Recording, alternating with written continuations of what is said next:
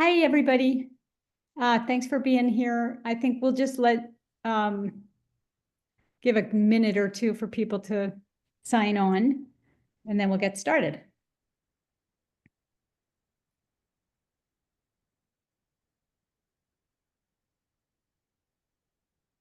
Got 25 in.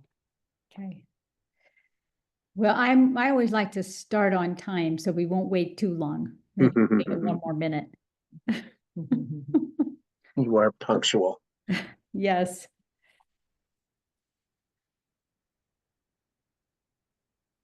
Okay, so we're going to get started. Let me just sort of lay it out. We're going to try to talk less and allow more questions. We did get some people who sent questions ahead of time, so we'll try to handle some of those. I wanted to just give you a little bit of an overview of what's happening. We have about 4 weeks left in the session. We have just passed the budget through both chambers, and this year I'm on the budget committee. So that's been a huge emphasis of what I have been doing. And so in the sort of good news category, I just want to talk a little bit about how that worked. The Joint Budget Committee is 6 people. It's 4 Democrats and 2 Republicans, 3 senators, 3 House members.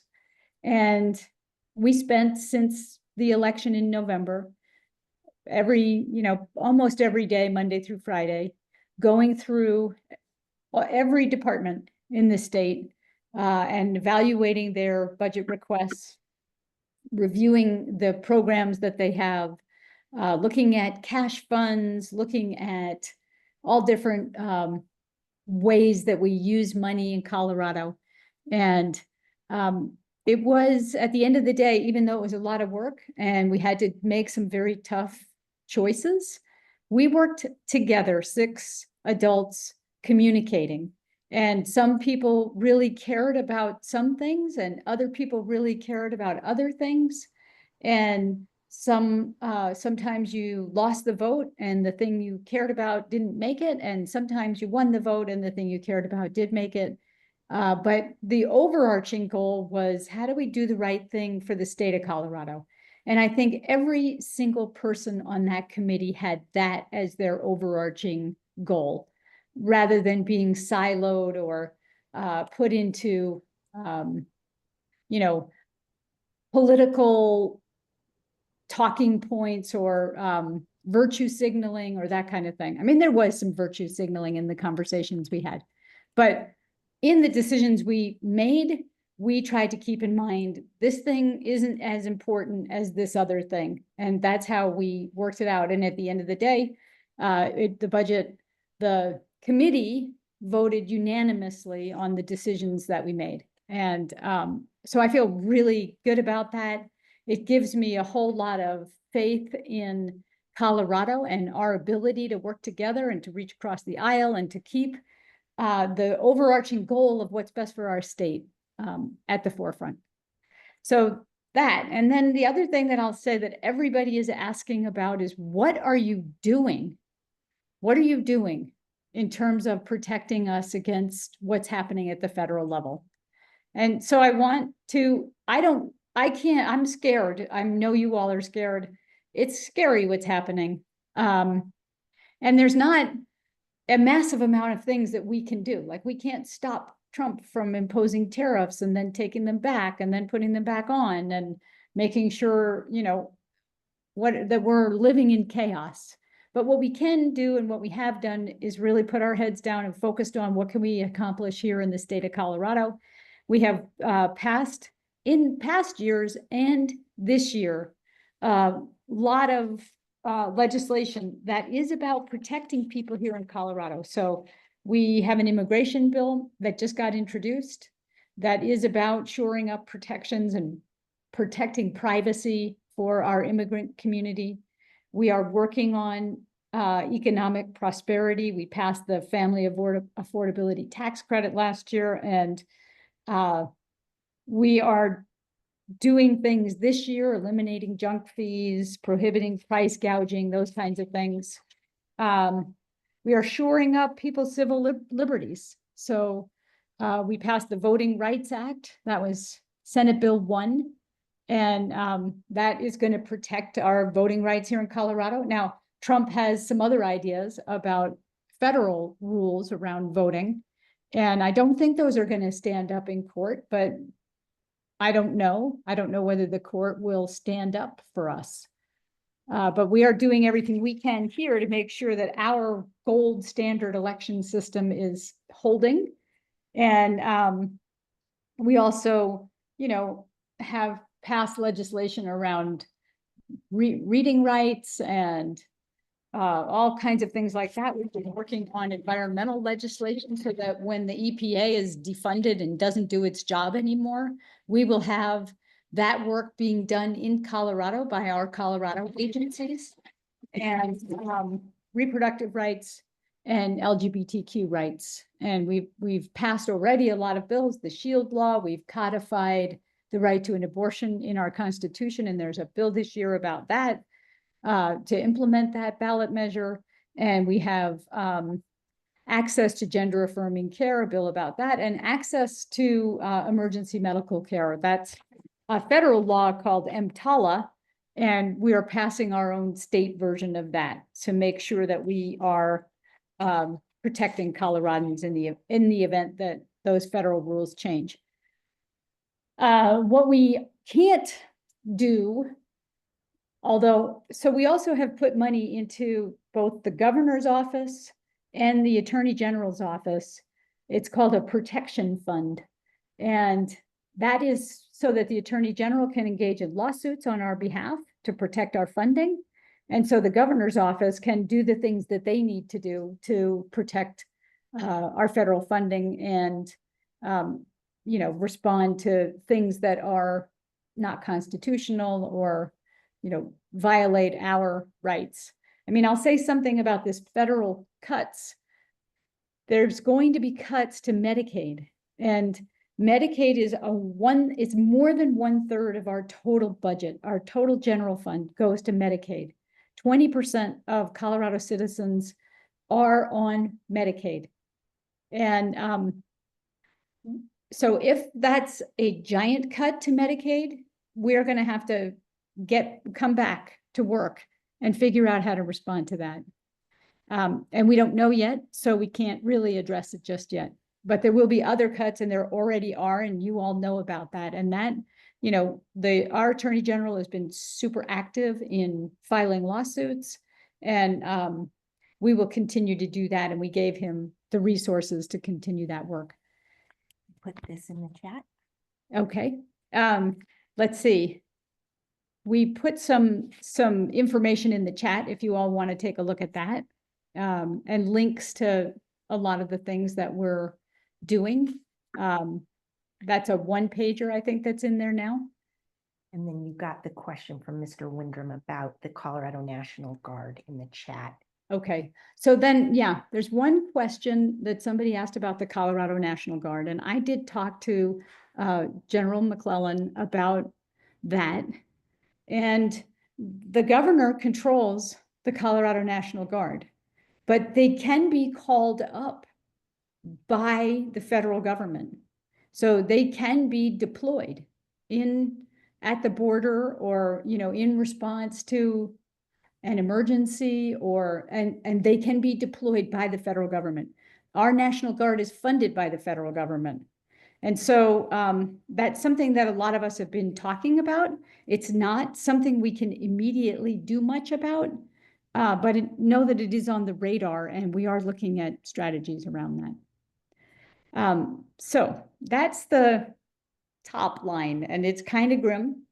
And so I want to talk about something that's a little bit more positive, because one of the things that has been happening for the last year or year and a half is that we have been trying to recruit and be responsive to a request by the Sundance Film Festival to attract them to come to Colorado, to come to Boulder specifically. And so one little teeny tiny part of that was offering them tax incentives, state tax incentives. And that bill got passed on the same day that Sundance announced that they're coming here, and I'm really excited about it. And I wanted to give John Taylor a chance to talk a little bit about all the work that was done behind the scenes to attract that, and also to talk a little bit about what that means for the city once they come. So I'm going to just turn it over to John so we can start with a happy thing. Wonderful. Let's lift our spirits. So I thank the center so much for inviting me on. And this is a community celebration. And I have noted to friends and fellow celebrators that I feel like this has captured the imagination of the community and has just brought an extra degree of joy given the circumstances that we're facing on so many fronts. And the senator outlined some of the challenges that we're facing right here in Colorado, but I can tell you that all the impacts from the administrative transition decisions and the executive orders are having a major economic impact in our community. And so to have this kind of a celebration and an uplifting turn of events for us is just something that we all want to grab onto. And so let me just speak to it a little bit. I'd say three things that are important. So first of all, just one of the things that I'm celebrating through this win of the Sundance bid is the community collaboration and statewide collaboration that this embodied. And that was critical to our success. And it started right at the top. It started with our governor and our state legislative leaders like Senator Amabile saying, listen, this is something that's important for Colorado. We're going to be at the table all the way through. So very personal connections, the senator meeting with Sundance officials, the governor making personal calls and meetings with when the delegations would come to town, all the way through our local community. And one of the very special things about Boulder in particular is the collaboration of our different business support organizations. So we had Visit Boulder, who actually filed the bid. We had gotten the quick stories. We'd gotten rumor of the potential that Sundance would leave Park City because Robert Redford was selling his ranch. He's moving on in age and was thinking about transition for his family of that property. And that meant that Sundance Institute had to move on. But we also heard that Park City was just becoming too congested and not fitting comfortably in that city. So that happened 2 Julys ago. And right from the very start, all the economic groups got together, all the state groups, and Visit Boulder ultimately submitted the application. We all rallied behind it. It involved fundraising from private philanthropy. It involved the city stepping up with its support for services that would would be of importance to the Sundance community, and the university right at the tables offering facilities and making clear that they are very supportive of this. So it's the collaborative juice. I say it's our secret sauce that I think was a key element of our success. So I want to emphasize that.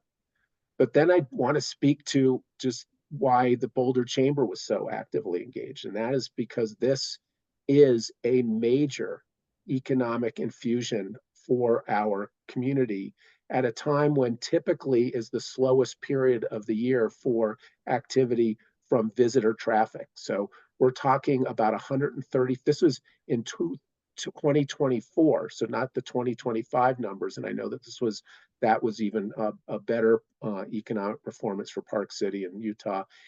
They estimated $135 million worth of economic impact.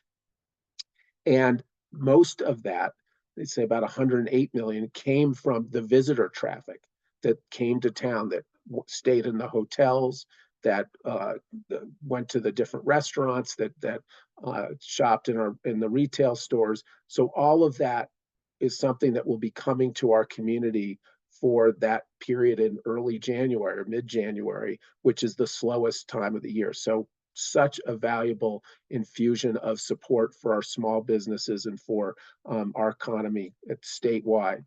And we also know that many of the visitors that come ultimately will travel across the state to go to Colorado Springs, to Garden of the Gods, to go skiing in the mountains. So the activity that this will generate will permeate across the state. And then finally, economically, you can't, and the governor spoke about this, you cannot overemphasize the impact this will have in highlighting Colorado and Boulder in particular as a location, a tourist destination, a cultural destination, but also a place that is attractive for doing business. And at a time when we recognize that businesses are going to be suffering due to the cutbacks in the laboratories and the research, it's such a valuable investment of marketing for our community as well. So those are great economic impacts. And then finally, just to speak to the cultural aspects. So we as a city are blessed with a number of film festivals, but in particular, many of you know the Boulder International Film Festival. But across the state, there's a great deal of film, love of cinema and film festivals. There's also a very strong film industry that has many people who would rather not be in LA or recognize that Colorado is a great backdrop for film have moved here. But they certainly will all benefit, lifting all boats from the attraction of the film industry to our community.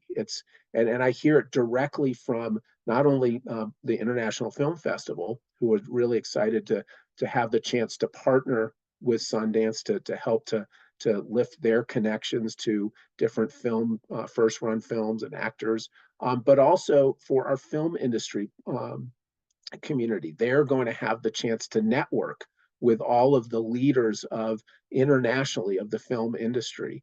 And that's going to then draw these folks to our community. They'll recognize how beautiful Colorado is as a location for film, their own films, but also to work with and partner with some of the professionals in our film industry. So in those three ways, first of all, just to celebrate the character of the way we do economic development and vitality in our state through that collaboration, so successful. That's something to celebrate.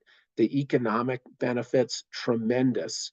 And then just the opportunity to build cinematic cultural development in our community. Just such a wonderful thing to have this international iconic film festival moving to our community and what it'll do to lift our cinema and film community. It's going to be tremendous.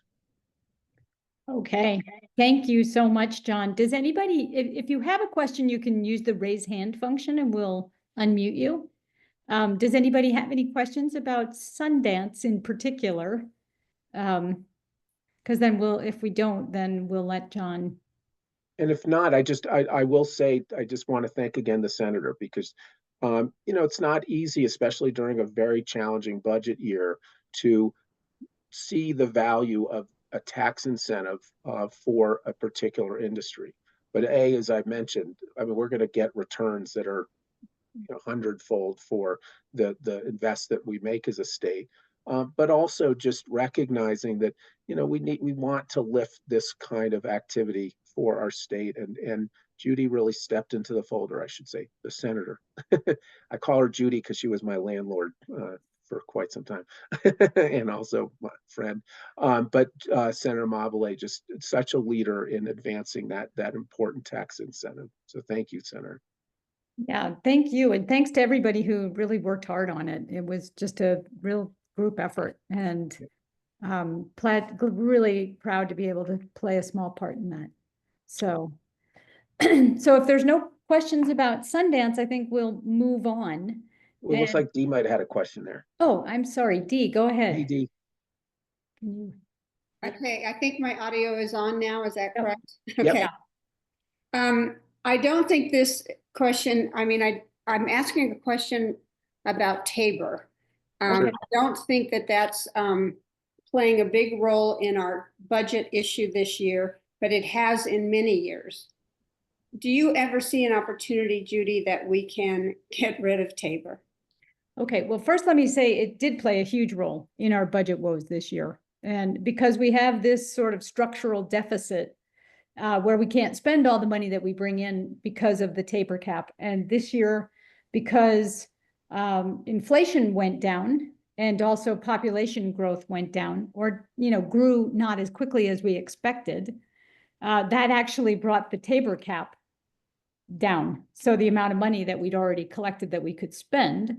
And then there were a bunch of other factors, like severance tax, which is very volatile, turns out to be went way down this year. And then all the things that cost money cost more, like Medicaid. And yes, we do need to address Tabor. I mean, let me just connect Tabor with the Sundance Festival, because tax credits are one of the mechanisms that we use to refund the Tabor surplus.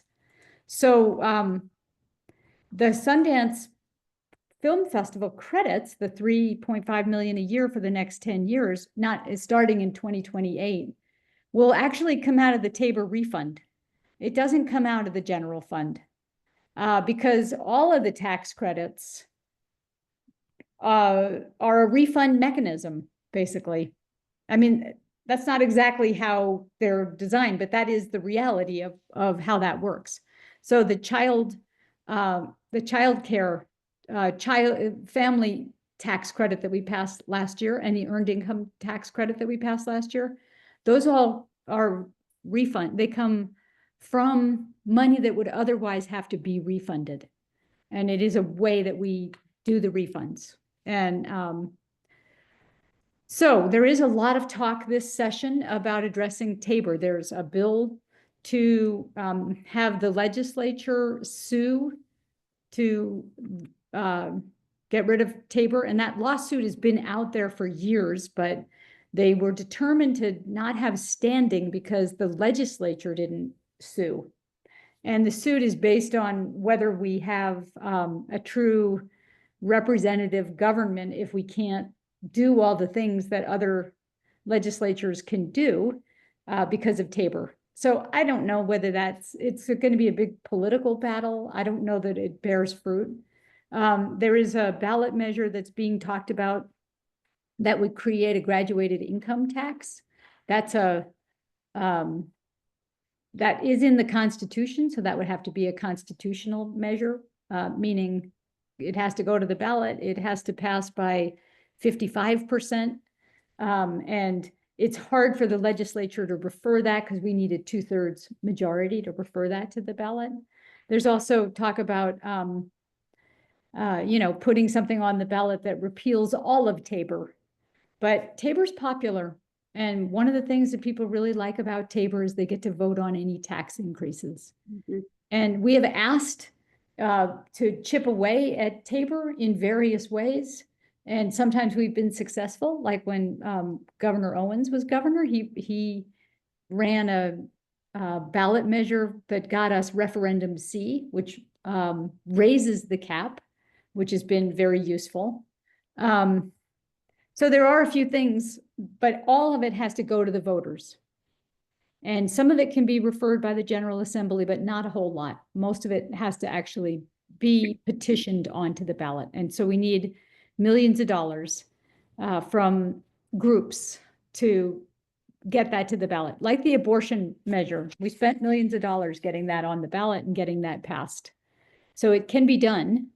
Well, I know it's been tried over the years, and I just keep thinking someday it's got to go away. But anyway, Senator Amabile, thank you so very much. Yeah, and thank you for being here, Dee. John, thank you as well for the update on Sundance.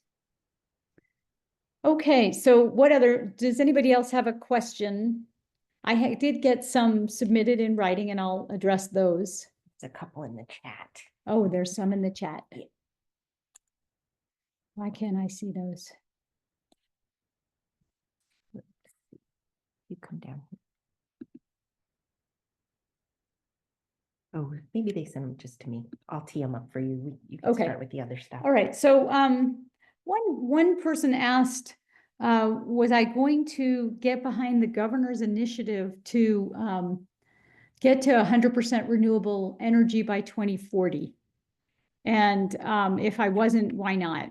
So let me just say, I actually am one of the prime sponsors of that bill, but it hasn't gotten introduced because the various stakeholders have not gotten to a good agreement. So we have a lot of enviros in Boulder, and I've been reached out to say, please don't sign on to that bill. We don't think it goes far enough, or we think there's too many loopholes. And so there's work happening to get that bill into a place where it can actually pass. And if that happens this year, then I'll definitely be on the bill. And if it doesn't happen this year, then I imagine that it'll come back next year. And I feel like there's a good chance that it will get introduced, but we are kind of running out of time. And then I had a question about what's happening with mental health and what are we doing to address that. And of course, that's a softball for me because that's something I really care a lot about. And so this year, there were two things that I think were really a big deal. One was how we determine medical necessity. And right now, the insurance company gets to decide on medical necessity. So you go, for behavioral health in particular, you go to a hospital and you're there for a few days, and your insurance company decides whether it's medically necessary for you to stay there. And you can see the inherent problem with that, because the longer you're there, the more they have to pay. So we were able to get a bill passed this year that says actually there are some guidelines around that. And if the person meets those guidelines, then they do meet this criteria and they can stay. And this was brought mostly by parents of young people who are cycling in and out of these short-term stays in hospitals. And then the second thing was another bill that is about how to handle when people are in crisis. And this is more about adults, but it codifies a Medicaid waiver that we got that says, right now, if you go to a mental health hospital, that hospital can only be reimbursed by Medicaid for up to 15 days. And if you stay 16 days, they don't get paid for any of it. And if you were in a hospital for 5 days in one place, and then 6 days in another place, and then 5 days in a third place, all in 1 month, which happens, then none of the hospitals would get paid for any of it. And so we applied for and got a waiver, and this waiver says you can get paid, the hospital can get reimbursed for up to 60 days. And that's huge for Medicaid patients, because nobody wants to be kept in a hospital longer than they need to be there. But the real problem that I see that the families that I'm interacting with are experiencing is this churn, where you go to a hospital, you're there for a day or two, or maybe 3, you're released, you're not better, because nobody gets better in 3 days.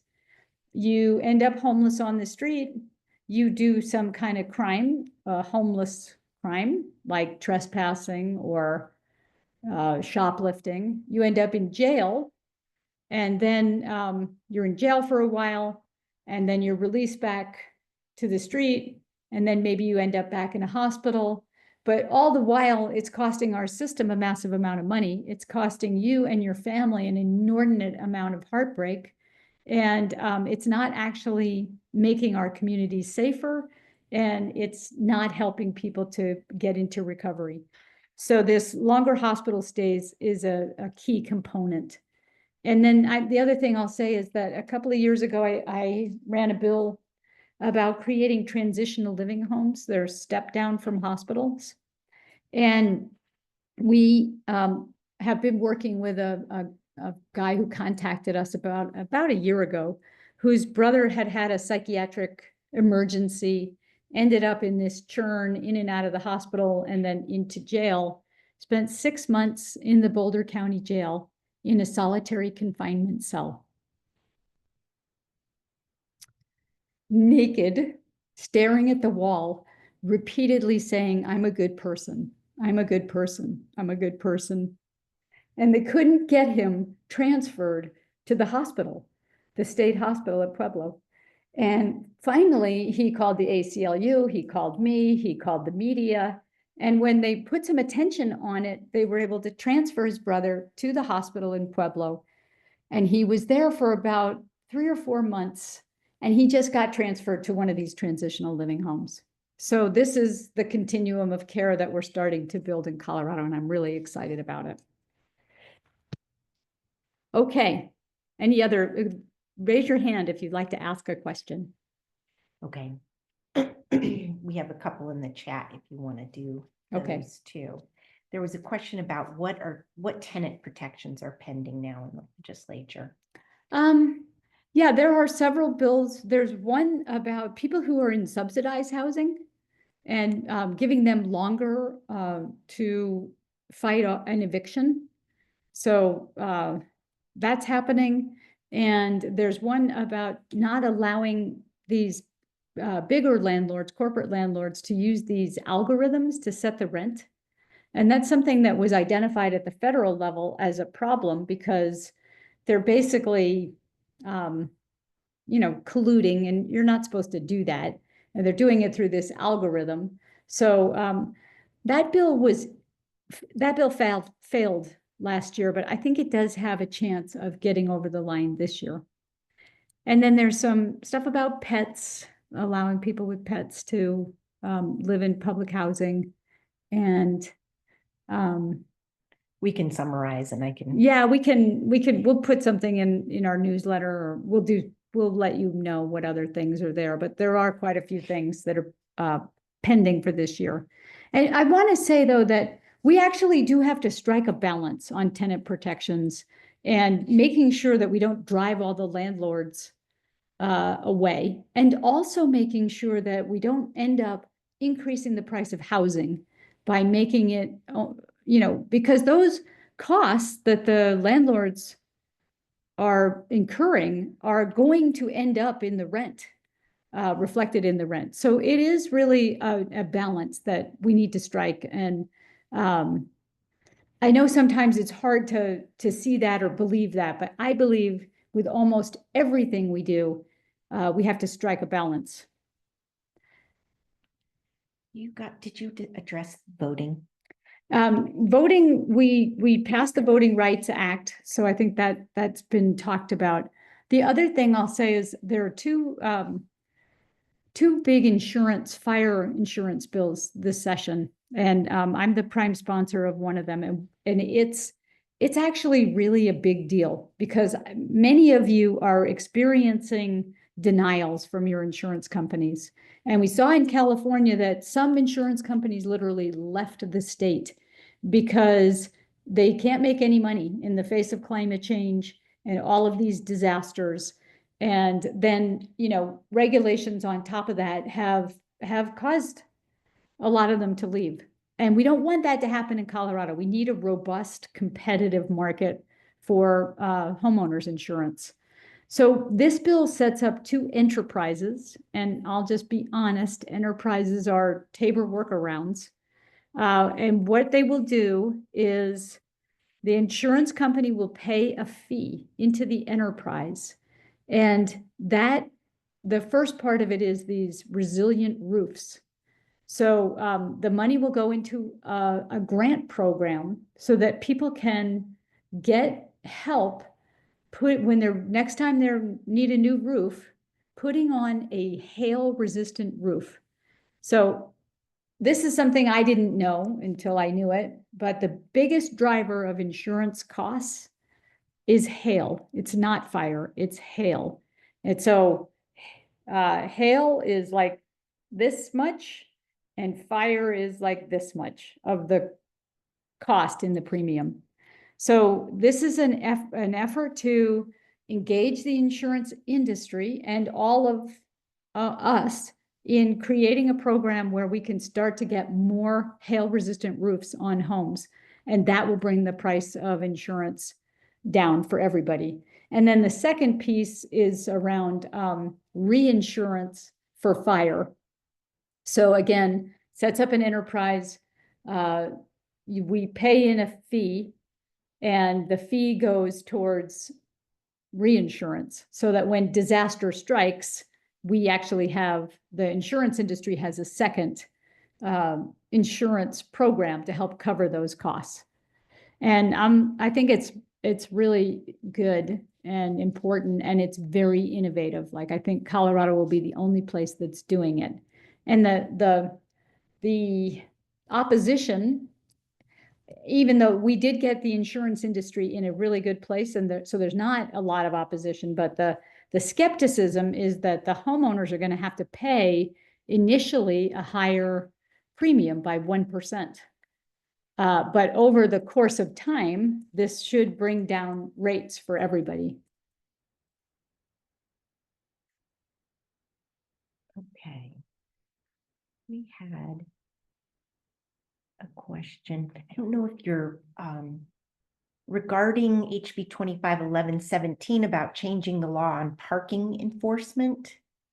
Last year's towing bill already made it really hard since there are barely any towing companies left.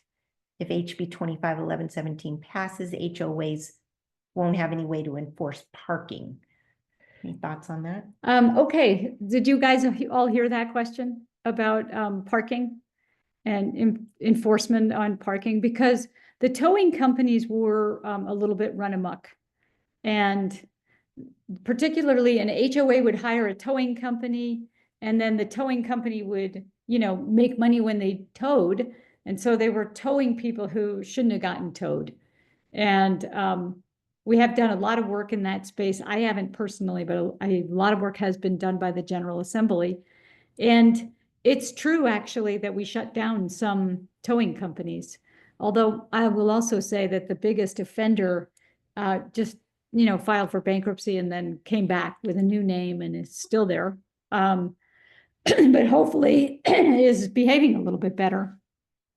This year's bill, I believe, is about when you get a boot, and regulating when that can happen and how much they can charge and how quickly they have to come to take the boot off, and what fees and other costs that they can pay.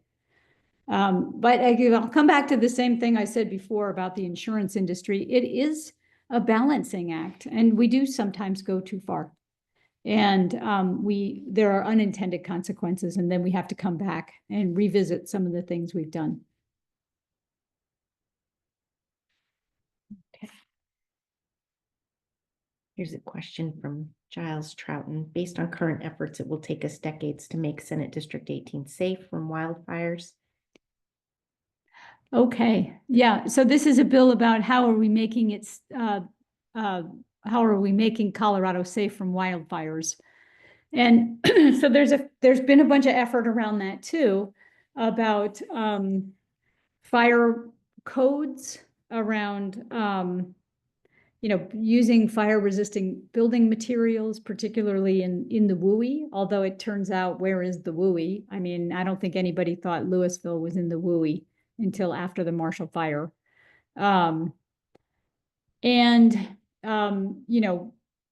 There's been a lot of funding for, fire mitigation efforts, and a lot of different programs and county programs and state programs to help people.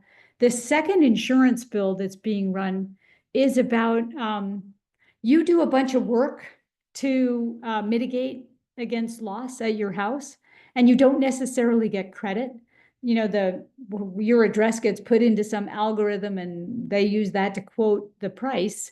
And so what this does is adds transparency. So you can see, well, I might have done a bunch of fire mitigation, but my neighbors haven't.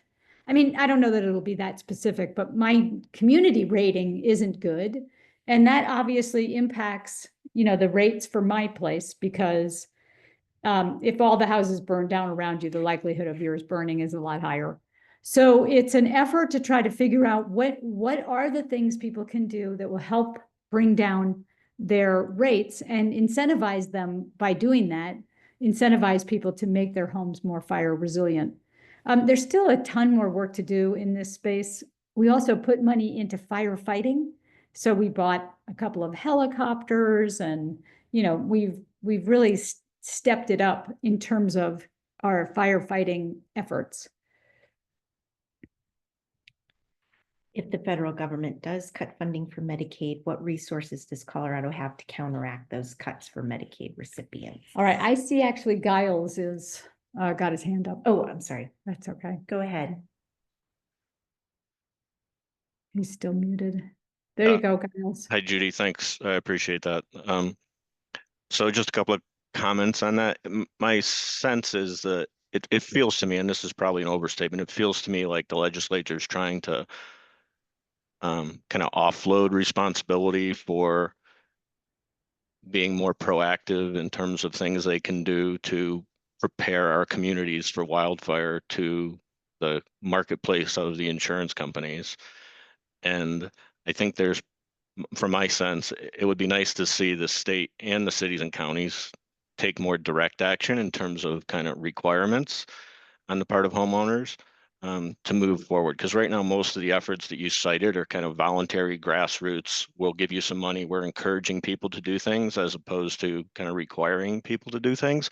I think there is a room, there is a place for requiring folks to do things.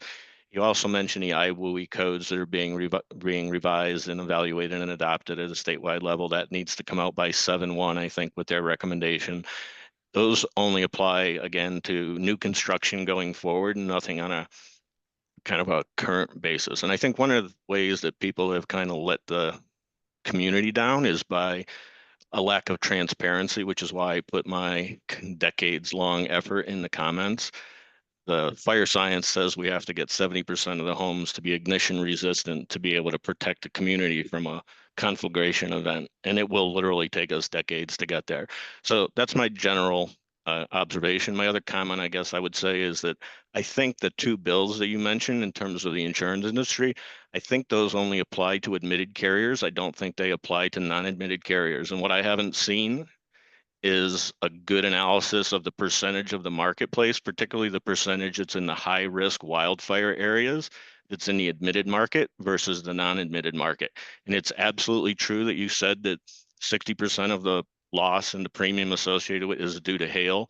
So the pricing decisions on policies that insurance companies choose to offer coverage for is largely driven by the hail losses. But when they make a go, no-go decision to either renew somebody or not renew somebody, that decision is often made based on the wildfire exposure rather than the hail exposure. So that's really all I have to say, but I appreciate your comments on that and your reaction to that. Thank you. Sure, thank you for that. I mean, you're right, it is the admitted carriers because that's who we have regulatory authority over. And so, but that is, I don't have the exact number of how many are admitted carriers and how many are not. And it's true that a lot of the stuff we're doing is more carrot than stick, but we are doing both.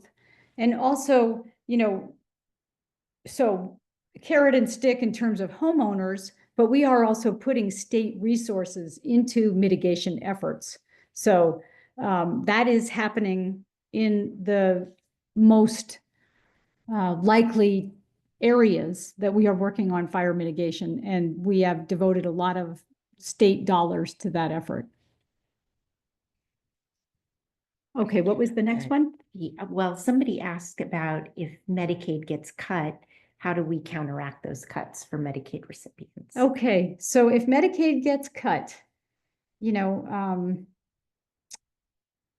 that can take a lot of different forms. And I have been spending a fair amount of time talking to the healthcare policy and financing. They're the organization or the department in Colorado that administers the Medicaid money.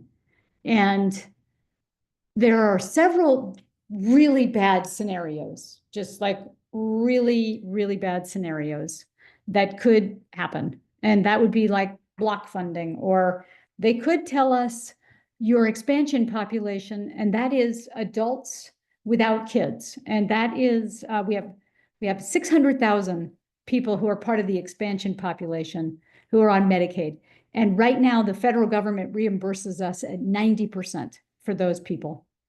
And we get this other federal funding through this hospital provider fee that pays the other 10%.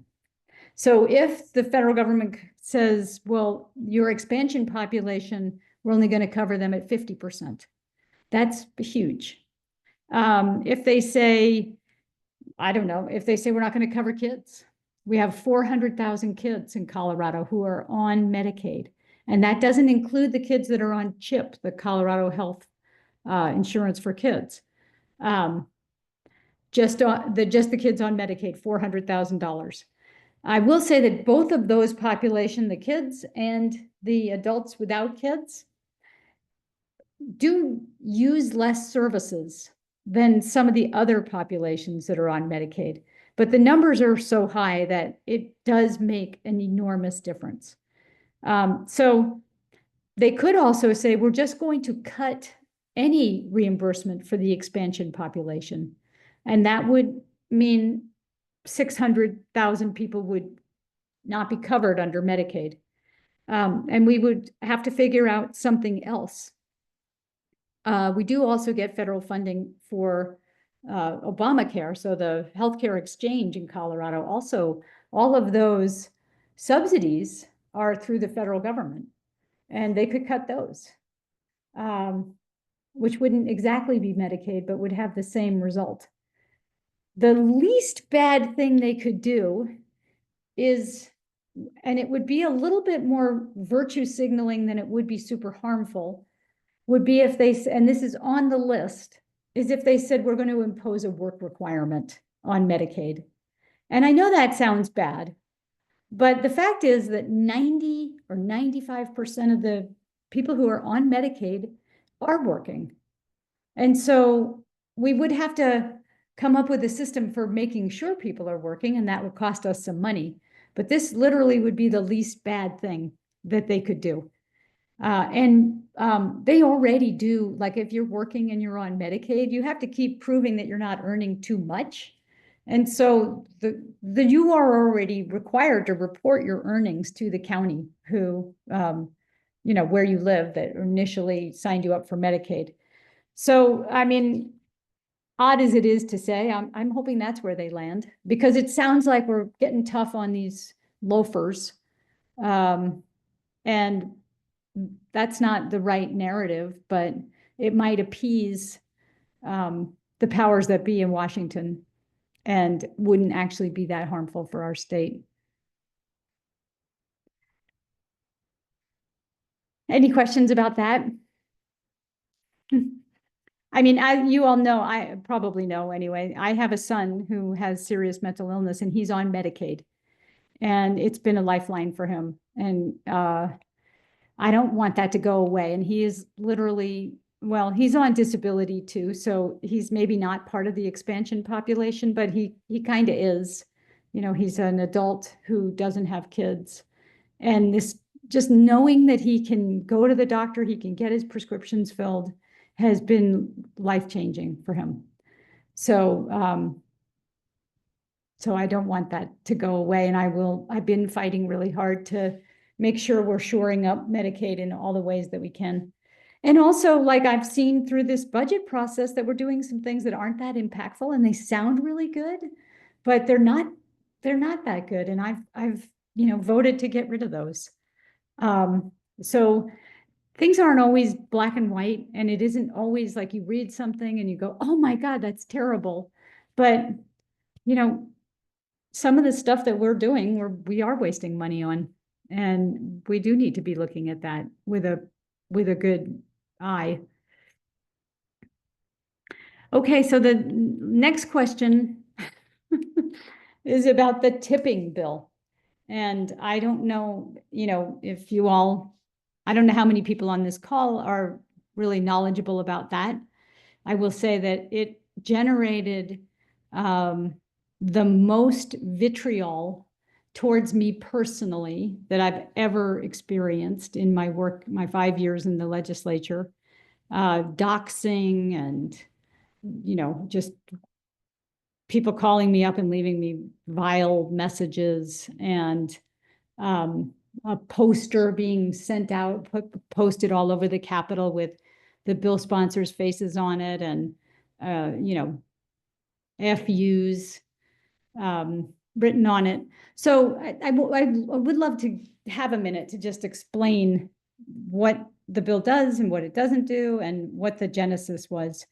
So in 2019, we passed a law that said local governments can raise their minimum wage beyond what the state minimum wage is. And at that time, so there's something called a tip credit.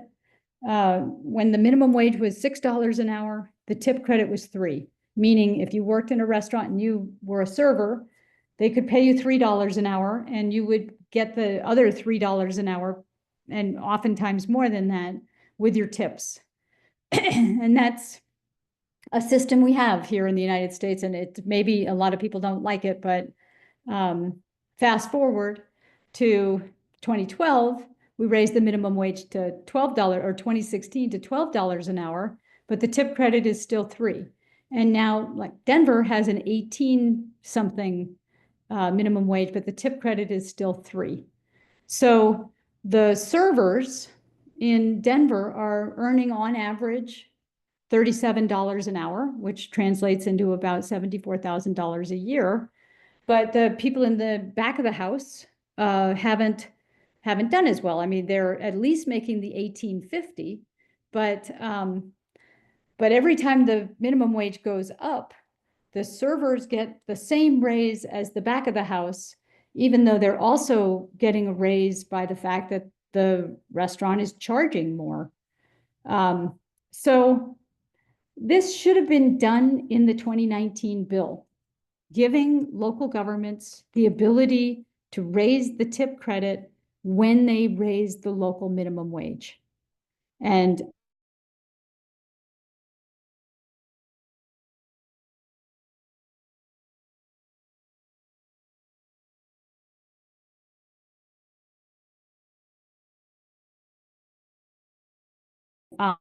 is that you can never pay somebody less than the state tipped wage. And also, everybody is guaranteed, if the minimum wage is 15 and you're using a $4 an hour tip credit, then that person is at 11. And so if they don't earn at least 15 with their tips, you have to pay them 15. That's our local minimum wage. That person has to be paid that no matter what. And also, you cannot use the tip credit at all if on average this tipped employee isn't earning at least $1.35 an hour more than minimum wage. So there's that's what the bill does. And the motivation for it was, in Boulder, they wanted to raise their minimum wage. And I've been asking them since 2019, when are you guys going to raise the minimum wage in Boulder? It's really expensive to live here.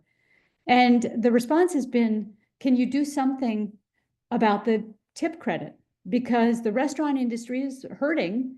And if we keep raising the amount that they have to pay their highest paid people, and we can't make any adjustment to that, then we're meeting with a lot of resistance from the restaurant community. And we don't want to tax that industry further, because it is such a vital part of our economy, especially in Boulder. So for several years now, I've been asked, can you do something about that? And this year we decided to do something about it. And I will say that the bill as introduced was maybe went too far. It had mandates for raising the tip credit, and that we amended it in the House. And literally all it does is it says, if you want to, if you're raising the minimum wage above the state minimum wage, you have the option to also raise the tip credit, but that person always has to be paid your local minimum wage. So I get it's kind of confusing, especially if you've never waited tables. I have a bunch. I worked at the Buff in college. I don't know if any of you have been to the Buff, but anyway, so that's what the effort is about. No one intended for this to be like a pay cut for anybody. And it is true that in Denver, a lot of restaurants that have full service are closing because they can't they can't make it. They have rising food costs, they have rising labor costs, they have rising rents, and the whole thing adds up to we're not making it, we're closing. And some of them are moving to the suburbs where the tip wage hasn't gone up. But the other thing I'll say is that we heard from cities who want to raise their minimum wage, like, I don't know, from Arvada and places like that. And they don't want to do it until they can adjust the tip credit. And so all the other people who are earning minimum wage are stuck. So people who work in home healthcare, for example, people who are janitors, those cities aren't raising their minimum wage. And that would help all these other sectors. And so that's what we're trying to do. And it has been a very painful fight. I think we struck a good balance here with the amended bill. And we got it out of committee on, I don't know, one day this past week, Thursday, I think. And it'll go to the floor and we'll see if it got out of the House 11-2 in both of the committees that it went to. And with a fairly good vote count coming out of the whole body. So I think it's going to pass, and I think it's going to be good. I think it's going to have good effects. I don't know who asked that question. If you have a different opinion, you're welcome to raise your hand. And We're right at just before time. So if anybody has any more. All right. And if anybody else has any questions, I'd love to Put the newsletter in the chat and. Okay, Eugene. We'll get you unmuted. There you go. You're on. I just had a question. I did write it down, but I think it wasn't answered about the hot springs bill. Not hot springs, it's thermal energy bill. How the hot springs will get protected. Like I love the hot springs in Colorado. My concern is, what about we drill somewhere and shut them down or something like that? That's my question. Okay, well, I'm gonna have to admit that I don't know. I'm not familiar with a bill about that, but be happy to look into that and get back to you. Or if we have your email, we can send you a copy of the bill.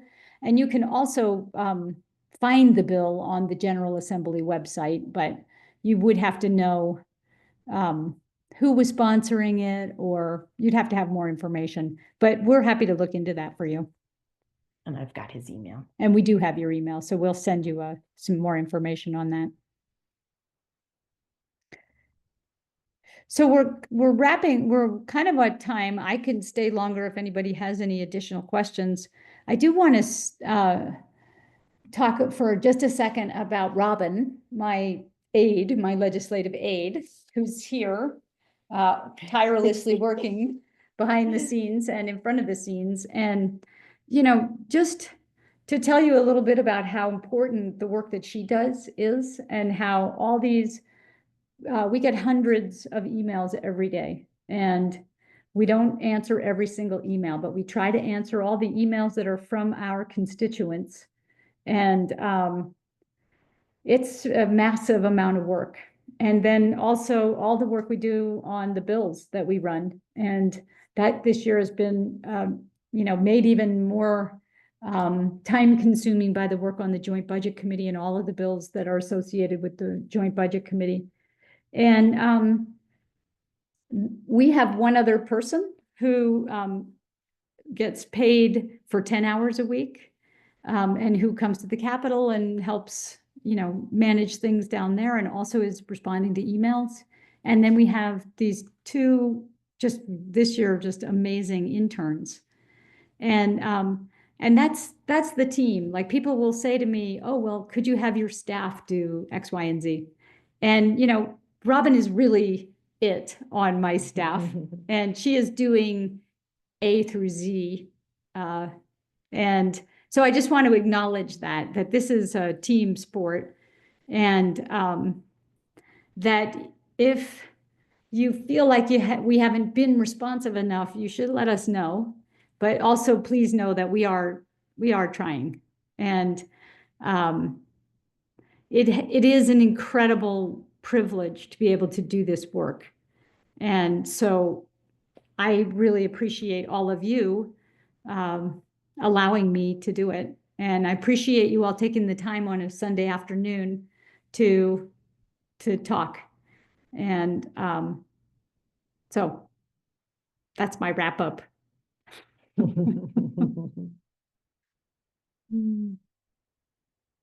All right, well, I don't see any other questions, so I think we'll let everybody go. Thank you all for being here, and Thank you, Judy. Thank yeah. you so much. Thanks, Dee. Thank you. And please reach out with any questions or concerns.